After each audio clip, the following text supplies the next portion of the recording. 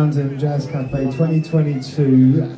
So, because you all bought your tickets and probably know the story, I'll repeat it anyway a little bit, just to tell you why we're here, in a way, what happened. So, when I was, I think 16 years old, I had a pirate radio station in my back garden in Cheam, next to South London. And it was a kind of imaginary radio station. There was a transmitter, but no one really listened to it. I thought people did, but anyway, no one did. And I used to be a mad Brit funk fan. And I remember writing to various bands that I loved to their fan clubs. Level 42. Yeah! Woo! Light of the World. Yeah! Freeze. Yeah! And finally, Incognito. The others didn't write back to this little annoying 16-year-old, but this guy, Bluey, he wrote back. And he was living in Tottenham, and I said, can you do an interview on this pirate radio station called Civic Radio? And he came all the way from Tottenham to Cheam, in my garden shade, and I interviewed him. And that was my first interview on my imaginary radio station.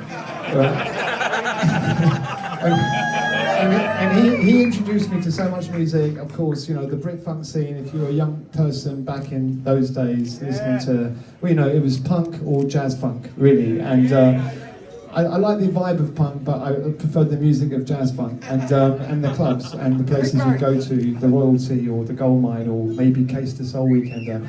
And the crowd was amazing. It was the most unique thing anywhere in the world. Even now, you know, there was nothing more diverse than going to these clubs.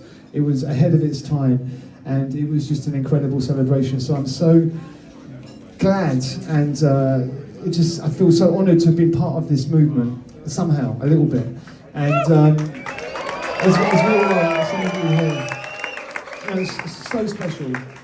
And obviously we've both gone on to do what we've done, me as a DJ running record labels and Bluey running these incredible bands, Citrus Sun, Incognito of course a founder member of Freeze before Incognito, so yeah. Bluey really the foundation of this movement, and for me to sign him as my first signing to my label Talking Loud was very special, and we had some great fun times, released maybe over 5 albums on that label, maybe more even.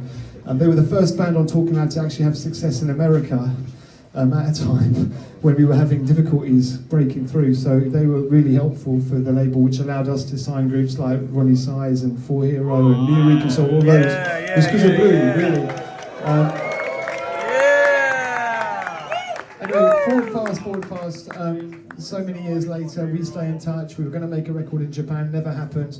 And then a couple of years ago, I'm watching the Brits, and Tyler, the Creator's taken his Lifetime Achievement Award, and he says, the reason I'm sort of here and inspired is Brit funk music. And I was listening to this, watching this on telly, I was going, Tyler, the Creator is going on about Brit funk.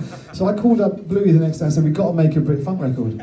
Because finally they've got it, they understand the spirit of this music. So that's what we did, right? We did it, we made a record, and then lockdown happened, and we put the record out last year. It was called Aspects, and it's been a delight. It's been such a special experience for both of us, I think, just to do this record and to sort of look back on what that music was and culturally what that music was, but also, you know, musically and how it has kind of grown and been such an inspiration to what's going on around the world. I mean, for us, there would not be drum and bass or broken beat or dubstep or any of those forms if it hadn't been for that Brit funk movement. You know, they opened it up, right? And they created that club culture thing and put live music into it. So it was important to make that record. We made the record. It was so much fun making it. We've just made another record, which is coming out soon. The new single is out, available over there, if there's any left. But this is our first show in London.